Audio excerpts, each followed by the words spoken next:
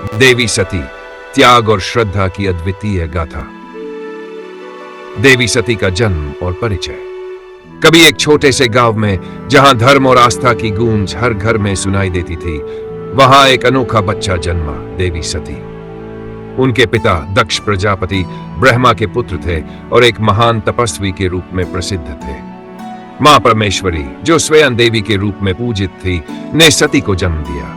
उनके घर में सच्चे धर्म की परंपरा और शुद्धता का पालन होता था, और यहीं से सती की यात्रा शुरू हुई, एक ऐसे मार्ग पर जो पूरी सृष्टि को एक नई दिशा देने वाला था।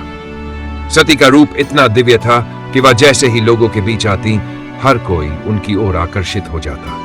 उनकी आंखों में एक ऐसी गहरी चमक थी जो मानो पूरे ब्रह्मांड की शक्तियों को अपने भीतर समेटे हुए हो। सुंदरता और गुणों से परे सती का मन भगवान शिव के प्रति एक अद्भुत श्रद्धा से भरा था। वह छोटी सी अवस्था से ही शिव के नाम का जाप करती, उनकी लीलाओं को सुनती और उनकी दिव्यता में खो जाती। सती का दिल भगवान शिव के प्रति इतना जुड़ा था कि उनका हर एक पल उसी भक्ति में बसा रहता। वह दिन रात शिव के ध्यान में खोई रहती, मानो उनका अस्तित्व और शिव का अस्तित्व एक दूसरे में समाहित हो गए। एक दिन जब सती अपने माता पिता के साथ यज्ञ की पूजा कर रही थी, तभी भगवान शिव का दिव्य रूप उनके सामने प्रकट हुआ। सती की आंखों में चमक और चेहरे पर एक दिव्य आभा थी। वह जान चुकी थी कि उनका हृदय भगवान शिव के लिए बना है। उनके भीतर एक गहरी भावना उमड़ी, मैं भगवान शिव के चरणों में समर्पित हूं। यह बस एक साधारण श्रद्धा नहीं थी, बल्कि एक आस्था थी जो उनके हृदय के हर कोने में बसी थी। सती जानती थी कि उनका जीवन सिर्फ भगवान शिव के लिए होगा। वह हर दिन भगवान शिव के नाम में अपना जीवन समर्पित करती और उनके प्रति अपना प्रेम जताती। सती का हृदय भगवान शिव के लिए इतना समर्पित था कि किसी अन्य देवता के सामने उनका मन नहीं ठहरता। वह जानती थी कि यह प्रेम केवल उनके हृदय में नहीं था, बल्कि उनके आत्मा से जुड़ी हुई एक दिव्य शक्ति का रूप था। यह प्रेम और भक्ति उस समय के सबसे महान तपस्वियों और संतों से भी महान था।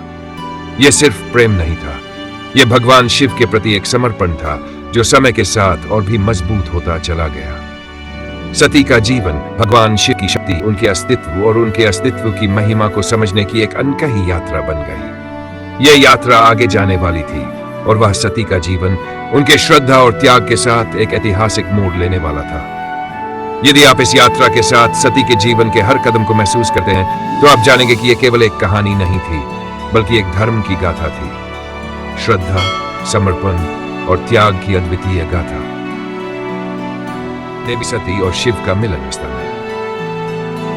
देवी सती और भगवान शिव का मिलन केवल एक भौतिक विवाह नहीं था, बल्कि यह एक दिव्य और आत्मिक मिलन था, जिसका उद्देश्य सृष्टि के नियमों से परे प्रेम, विश्वास और आत्मा के परमात्मा से मिलन की गहरी सत्यता को दर्शाना था। भगवान शिव से सती का विवाह। सती राजा दक्ष की पुत्री, एक अत्यंत सुंदर, शक्तिशाली और तेजस्वी कन्या थी। उनका जीवन भव्य था, लेकिन उनके दिल में एक विशेष प्रकार की खोज थी, जिसे वह समाज की सामान्य उम्मीदों और परंपराओं से परे देख रही थी। वह उस समय के सबसे शक्तिशाली और रहस्यमयी देवता भगवान शिव के प्रति अपनी आकर्षण और श्रद्धा महसूस करने लगी थी।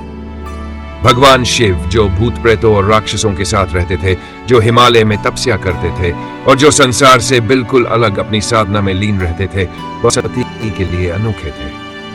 उन्होंने समाज के तय किए गए रास्तों को कभी नहीं अपनाया, से संसार को निर्देशित किया। सती ने अपने पिता राजा दक्ष से भगवान शिव से विवाह की इच्छा जताई, लेकिन राजा दक्ष के दिल में भगवान शिव के प्रति घृणा थी। दक्ष का मानना था कि भगवान शिव का आचरण और रूप उनके परिवार और समाज के लिए उचित नहीं था। उन्होंने इस विवाह का कड़ा विरोध किया और सती को अनेक प्रकार से समझाया, लेकिन सती का प्रेम और विश्वास शिव के प्रति इतना गहरा था कि उन्होंने सभी पारिवारिक विरोधों को नकार दिया और भगवान शिव से विवाह का संकल्प लिया। उनका दिल पूरी तरह से शिव में समर्पित था और इस प्रेम ने उनके जीवन के रास्ते को पारिवारिक स्वीकृति से कहीं ऊपर ले जाया। सती का विश्वास और शिव के प्रति श्रद्धा का गहराना। सती का विश्वास भगवान शिव के प्रति हर दिन गहरा होता जा रहा था। वह केवल उनकी शक्ति, जान और ध्यान की गहराई को नहीं समझती, बल्कि उनका हृदय भी पूरी तरह से उनके प्रति समर्पित था। सती ने कभी भी भगवान शिव को किसी बाहरी रूप में नहीं देखा। उनके लिए शिव तो वह अनंत शक्ति थे जो सारे ब्रह्मांड के अंदर बसी थी, और उनके विचारों में शिव का एक निराकार रूप था जिसमें कोई भेदभाव नहीं था। शिव के प्रति सती की श्रद्धा की विशेषता यह थी कि वह उनके रूप और आभूषणों को नहीं देखती थी, बल्कि उनके दिव्य सत्व और उनके समर्पण की भावना को महसूस करती थी। उनका प्रेम ऐसा था जिसमें आत्मा और परमात्मा का मिलन था, जहां कोई भौतिक बंधन नहीं था।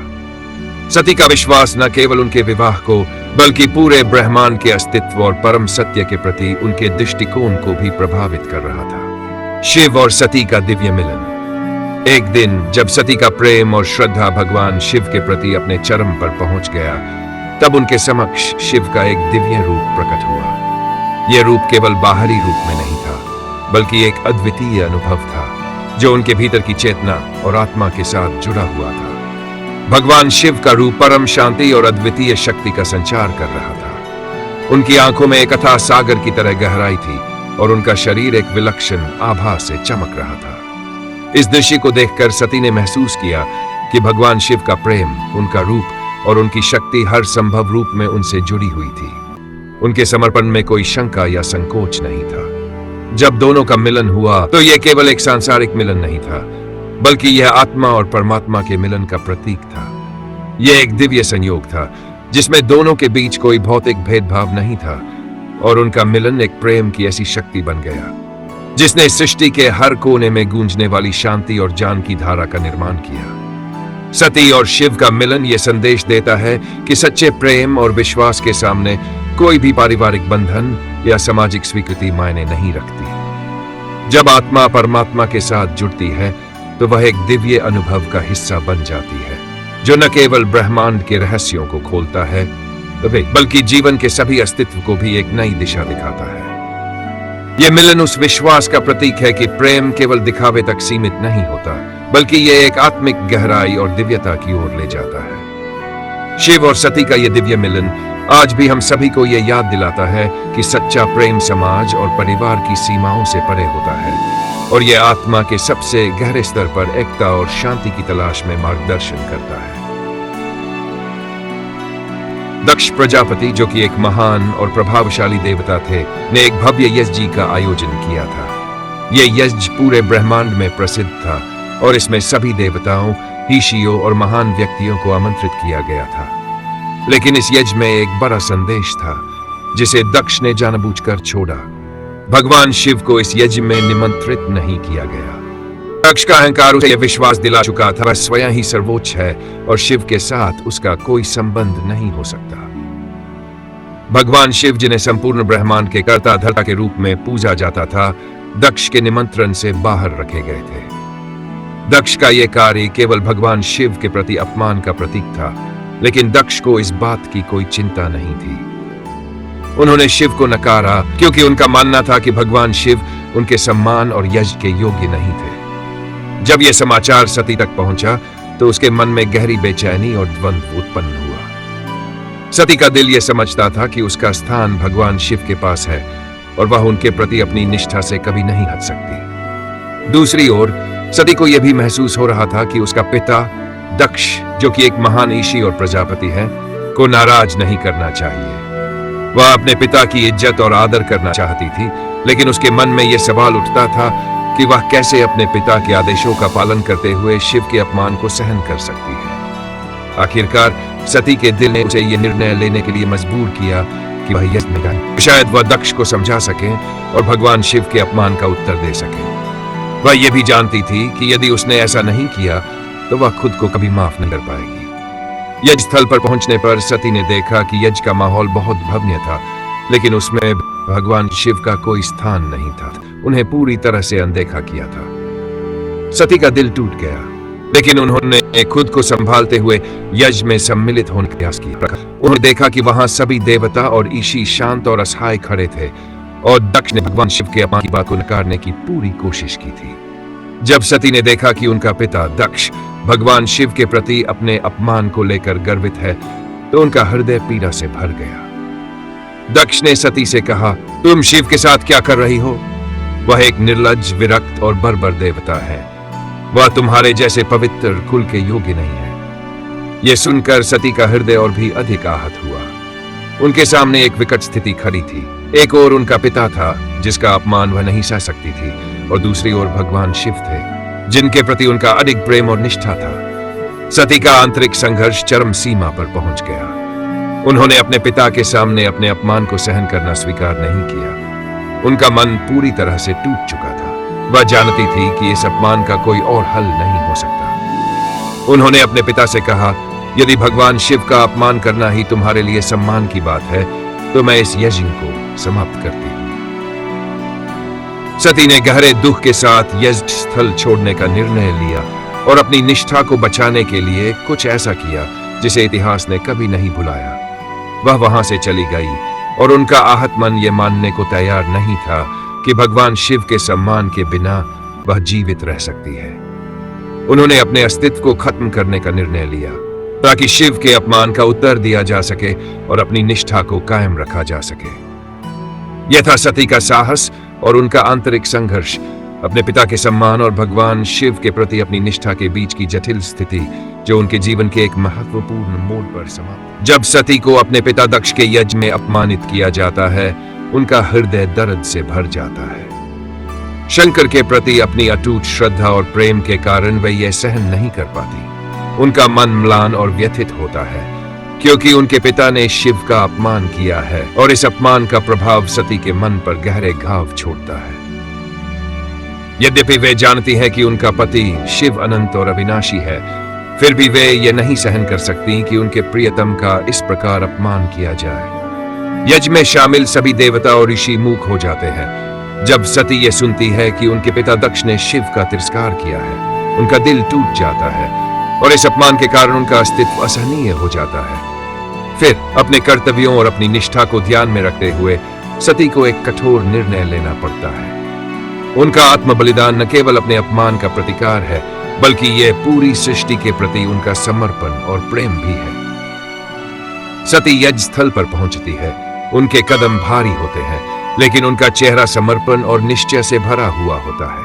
उनका मन शांति की ओर अग्रसर होता है क्योंकि वे जानती हैं कि जीवन अब किसी उद्देश्य के नहीं बचा। शिव प्रति अडिग प्रेम ही उनके जीवन का मुख्य उद्देश्य था, और अब जब वह समाप्त हो चुका है तो उनका जीवन भी निष्कलंक हो चुका है। वे यज्ञ के अग्नि में कूदने का संकल्प करती हैं। जैसे ही सती यज्ञ के वेदी के पास पहुंचती हैं, उनके शरीर से एक दिव्य आभा निकलने लगती है। उनकी आंखों में अडिग विश्वास और आत्मत्याग की चिंगारी जलती है। फिर वे शिव के नाम का उच्चारण करती है और अपनी आंखें बंद कर अपने शरीर को पूरी तरह से जलने के लिए समर्पित कर देती है।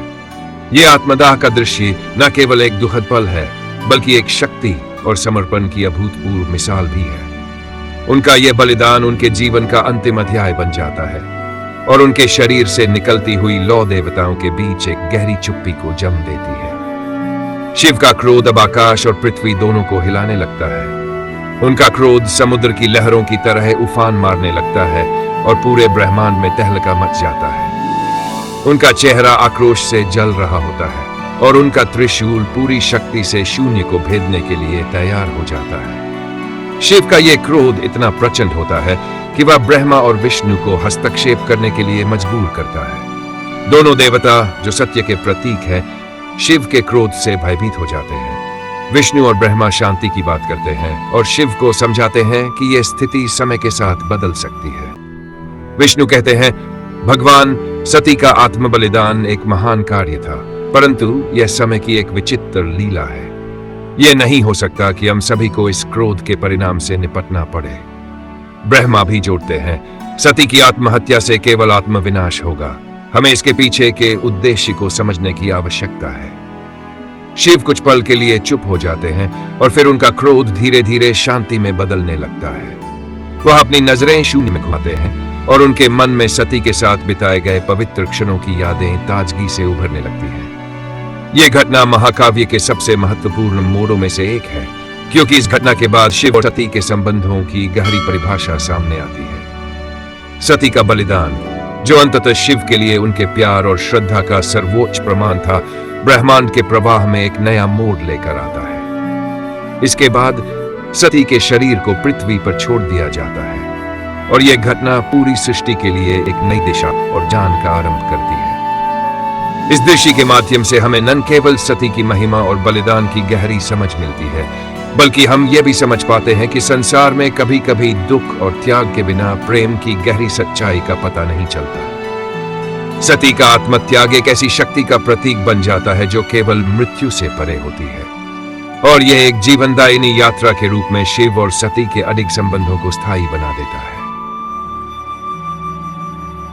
शिव, जिन्होंने संपूर्ण ब्रह्मांड की संहारक और रचनात्मक शक्तियों को अपने भीतर समाहित किया था, इस समय गहरे शोक में डूबे हुए थे। सती की मृत्यु के बाद उनके मन में एक अपार शोक और गुस्सा था। उनका वह चेहरा जो हमेशा शांत और सशक्त था, आज अंधकार से ढका हुआ था। सती के शरीर के जलने की खबर ने शिव के भीतर एक भयंकर तूफान को जन्म दिया था। वे पूरी तरह से अस्थिर हो गए थे और आकाश से लेकर पृथ्वी तक हर जगह उनका गुस्सा और शोक फैल गया था।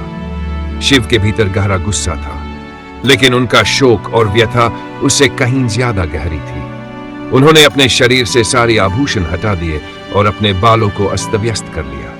उनका रूप इतना भयंकर हो गया कि कोई भी उनकी उपस्थिति से भयभीत हो जाता। वे कैलाश पर्वत पर अपने स्थान पर बैठे थे, अपने भीतर चल रहे इस तूफान को शांत करने के लिए। वह गहरी तपस्या में लीन हो गए, जहां उन्होंने न केवल बाहरी जगत से बल्कि स्वयं से भी दूरी बना ली थी।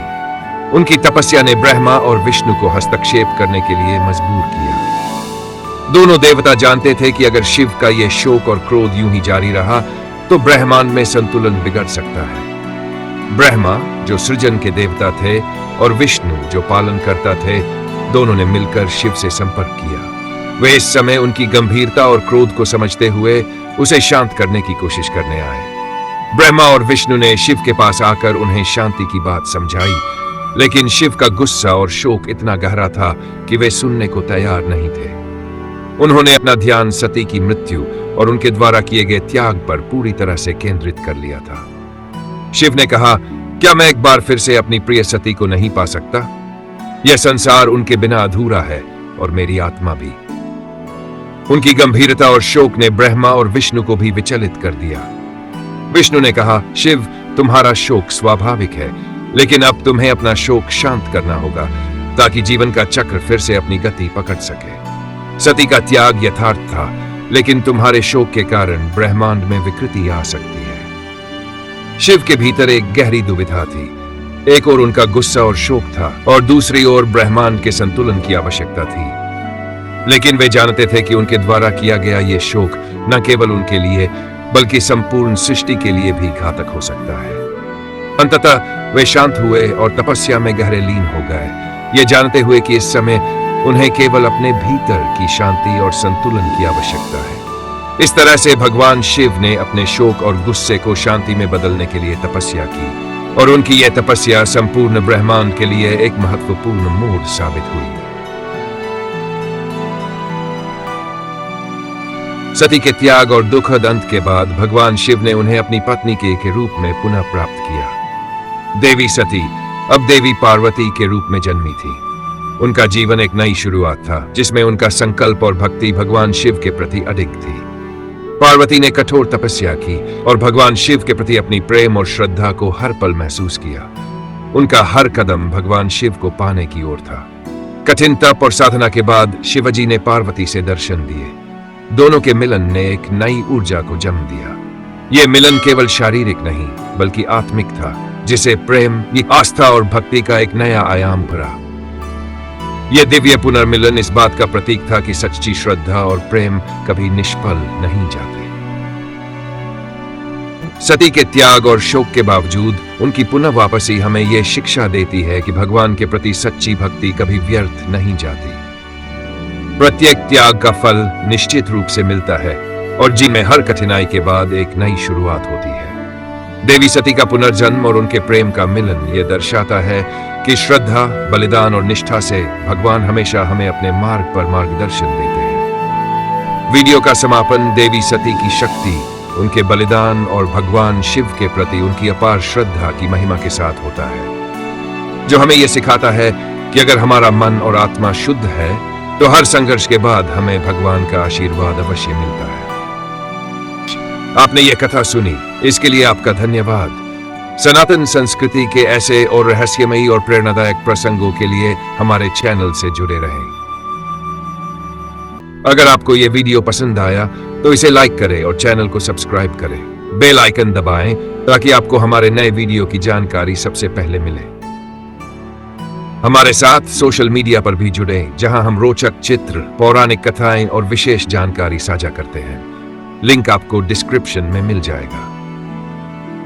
अगर आप जानना चाहते हैं कि भगवान शिव और माता पार्वती का विवाह कैसे हुआ और उसमें क्या अद्भुत घटनाएं घटीं, तो अगले वीडियो में हमारे साथ बने रहें।